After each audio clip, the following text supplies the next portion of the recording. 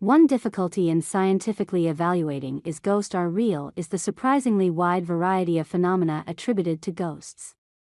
If you believe in ghosts, you're not alone. Cultures all around the world believe in spirits that survive death to live in another realm. In fact, ghosts are among the most widely believed of paranormal phenomenon. Millions of people are interested in ghosts. It's more than mere entertainment. A 2019 Ipsos poll found that 46% of Americans say they truly believe in ghosts.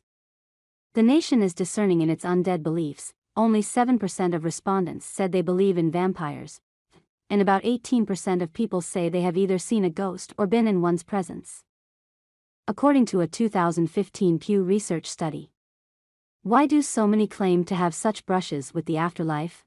One common cause may be pareidolia, the tendency for our brains to find patterns, especially human faces and figures, amongst ambiguous stimuli. Stephen Hupp, clinical psychologist and professor at Southern Illinois University Edwardsville, told Live Science in an email.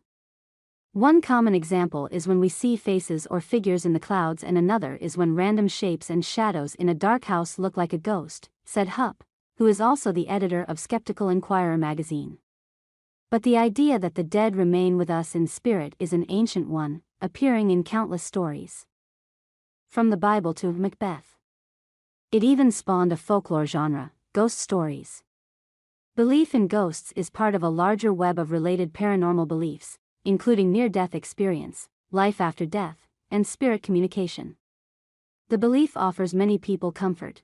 Who doesn't want to believe that our beloved but deceased family members aren't looking out for us, or with us in our times of need? People have tried to, or claimed to, communicate with spirits for ages. In Victorian England, for example, it was fashionable for upper-crust ladies to hold séances in their parlors after tea and crumpets with friends. Ghost clubs dedicated to searching for ghostly evidence formed at prestigious universities, including Cambridge and Oxford, and in 1882 the most prominent organization, the Society for Psychical Research, was established. A woman named Eleanor Sidgwick was an investigator, and later president, of that group, and could be considered the original female ghostbuster. In America during the late 1800s, many psychic mediums claimed to speak to the dead, but were later exposed as frauds by skeptical investigators such as Harry Houdini. It wasn't until recently that ghost hunting became a widespread interest around the world. Much of this is due to the hit sci-fi cable TV series, Ghost Hunters, which aired 230 episodes and found no good evidence for ghosts. The show spawned dozens of spin-offs and imitators, and it's not hard to see why the show is so popular. The premise is that anyone can look for ghosts. The two original stars were ordinary guys, plumbers, in fact, who decided to look for evidence of spirits.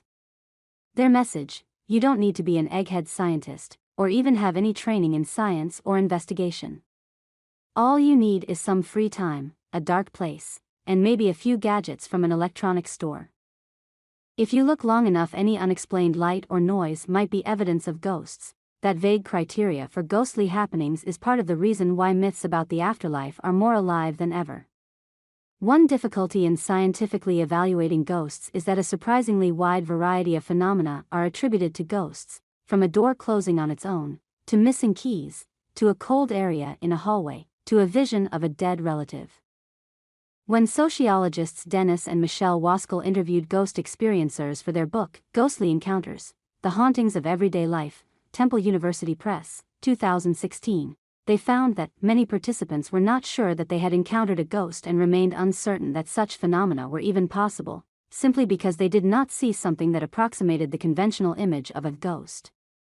Instead, many of our respondents were simply convinced that they had experienced something uncanny, something inexplicable, extraordinary, mysterious, or eerie. Thus, many people who go on record as claiming to have had a ghostly experience didn't necessarily see anything that most people would recognize as a classic ghost. And in fact, they may have had completely different experiences whose only common factor is that it could not be readily explained. There are plenty of misunderstood phenomena that influence ghost sightings. For example, sleep paralysis in a recognized experience that leads to people feeling like they have seen a ghost, demon, or alien. Hupp said, "Personal experience is one thing, but scientific evidence is another matter." Part of the difficulty in investigating ghosts is that there is not one universally agreed upon definition of what a ghost is. Some believe that they are spirits of the dead who for whatever reason get lost on their way to the other side. Others claim that ghosts are instead telepathic entities projected into the world from our minds. Still others create their own special categories for different types of ghosts, such as poltergeists, residual hauntings, intelligent spirits, and shadow people. Of course, it's all made up, like speculating on the different races of fairies or dragons. There are as many types of ghosts as you want there to be. There are many contradictions inherent in ideas about ghosts. For example, are ghosts material or not? Either they can move through solid objects without disturbing them, or they can slam doors shut and throw objects across the room. According to logic and the laws of physics, it's one or the other. If ghosts are human souls, why do they appear clothed and with, presumably soulless, inanimate objects like hats, canes, and dresses, not to mention the many reports of ghost trains, cars, and carriages? If ghosts are the spirits of those whose deaths were unavenged, why are there unsolved murders, since ghosts are said to communicate with psychic mediums, and should be able to identify their killers for the police? The questions go on and on. Just about any claim about ghosts raises logical reasons to doubt it. Ghost hunters use many creative, and dubious, methods to detect the spirits' presences, often including psychics. Virtually all ghost hunters claim to be scientific, and most give that appearance because they use high-tech scientific equipment such as Geiger counters, electromagnetic field, EMF, detectors, ion detectors, infrared cameras, and sensitive microphones. Yet none of this equipment has ever been shown to actually detect ghosts. If someone hands you an electronic device to sense a ghost, then they're probably doing it to get your money during a ghost tour, Hupp said. For centuries, people believed that flames turned blue in the presence of ghosts. Today, few people accept that bit of lore. But it's likely that many of the signs taken as evidence by today's ghost hunters will be seen as just as wrong and antiquated centuries from now. Other researchers claim that the reason ghosts haven't been proven to exist is that we simply don't have the right technology to find or detect the spirit world. But this, too, can't be correct. Either ghosts exist and appear in our ordinary physical world, and can therefore be detected and recorded in photographs, film, video, and audio recordings, or they don't. If ghosts exist and can be scientifically detected or recorded, then we should find hard evidence of that, yet we don't. If ghosts exist but cannot be scientifically detected or recorded, then all the photos, videos, audio, and other recordings claimed to be evidence of ghosts cannot be ghosts. With so many basic contradictory theories, and so little science brought to bear on the topic, it's not surprising that despite the efforts of thousands of ghost hunters on television and elsewhere for decades, not a single piece of hard evidence of ghosts has been found, and, of course, with the recent development of ghost apps for smartphones, it's easier than ever to create seemingly spooky images and share them on social media, making separating fact from fiction even more difficult for ghost researchers. Most people who believe in ghosts do so because of some personal experience. They grew up in a home where the existence of friendly spirits was taken for granted, for example, or they had some unnerving experience on a ghost tour or local haunt. Belief in a spirit world may also fulfill a deeper psychological need. There's still so much to this universe that we don't understand. And it's comforting to fill in the void with explanations. Supernatural explanations are often stated with confidence, even when there's no actual evidence, and this confidence provides a false sense of actual truth, Hupp said. For instance, some claim that support for the existence of ghosts can be found in no less a hard science than modern physics. It is widely claimed that Albert Einstein suggested a scientific basis for the reality of ghosts, based on the first law of thermodynamics. If energy cannot be created or destroyed but only change form, what happens to our body's energy when we die?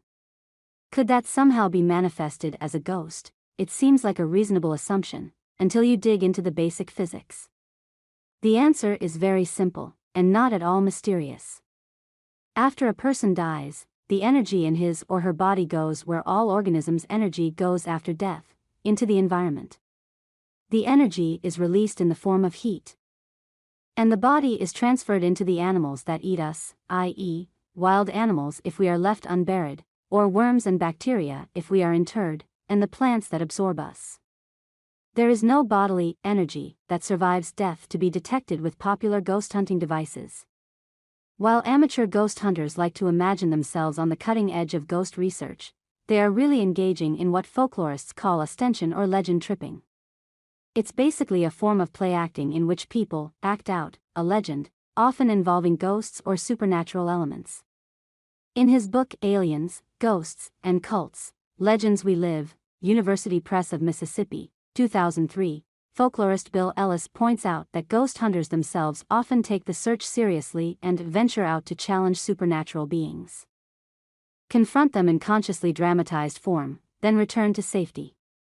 The stated purpose of such activities is not entertainment but a sincere effort to test and define boundaries of the real world. If ghosts are real, and are some sort of as yet unknown energy or entity, then their existence will, like all other scientific discoveries, be discovered and verified by scientists through controlled experiments, not by weekend ghost hunters wandering around abandoned, supposedly haunted houses in the dark late at night with cameras and flashlights. In the end, and despite mountains of ambiguous photos, sounds, and videos, the evidence for ghosts is no better today than it was a century ago. There are two possible reasons for the failure of ghost hunters to find good evidence. The first is that ghosts don't exist, and that reports of ghosts can be explained by psychology, misperceptions, mistakes, and hoaxes. The second option is that ghosts do exist, but that ghost hunters do not possess the scientific tools or mindset to uncover any meaningful evidence. But ultimately, ghost hunting is not about the evidence at all. If it was, the search would have been abandoned long ago. Instead, it's about having fun with friends and family members, telling stories, and the enjoyment of pretending to search the edge of the unknown. After all, everyone loves a good ghost story. Feel free to leave a comment below. Thank you for following. Don't forget to subscribe to the channel to stay updated with hot news every day.